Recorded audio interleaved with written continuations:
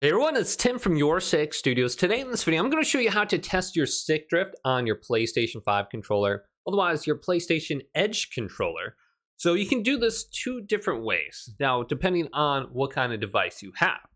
So if you just have the normal PlayStation 5 controller, you can literally go to Call of Duty and you can download Call of Duty Warzone. And once you get into the game, here's Warzone. This is a free game, so you can download it, and then all you have to do is go into one of these game types here, and then you can actually go into the settings.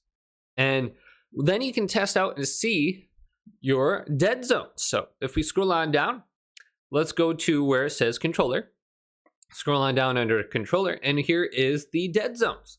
Then on the right side of the screen, if we press this, we can go to test stick dead zone, and we can see specifically if we have any stick drift. So stick drift would probably look a little bit like this. You can see maybe the horizontal axis is at like 2%, vertical's at 1% or something like this. So you can just test out your sticks right here. This is probably the best way to actually test this out, to know if you're actually getting any kind of stick drift. But this is, once again, it's free. All you have to do is go into the settings, and then you can test that out there.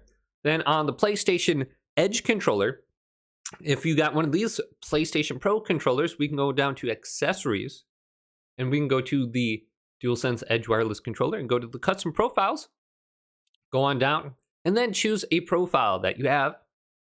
Then in here, we can go to stick sensitivity / dead zone, and we have the same thing on the right side of the screen. You can see the sticks. Now, it doesn't give you like negative or how much percentage is actually drifting. You just kind of have to look at it. But you can actually get this in the in-game settings, or I mean the PlayStation 5 settings, as opposed to actually downloading a different game. But you can very clearly see if you have any kind of stick drift. And then you can switch this over to the right stick as well. And it looks like this one is centered on 0, 0. So if I go back to Call of Duty, it should be centered now over there as well. So it doesn't look like I have any stick drift over here. And it doesn't look like I have any stick drift in the game right here. But I think I like the Call of Duty one a little bit more, because it specifically tells you the percentage if there is any kind of drift. So you can see my right thumbstick is negative 1% right now, vertical. So it helps a lot. And there's drifting by itself. It's going back and forth between the two values. But hopefully this video did indeed help you out. If it did, leave it a big thumbs up and subscribe to my channel down below for more tech videos coming up next on Your Six Studios.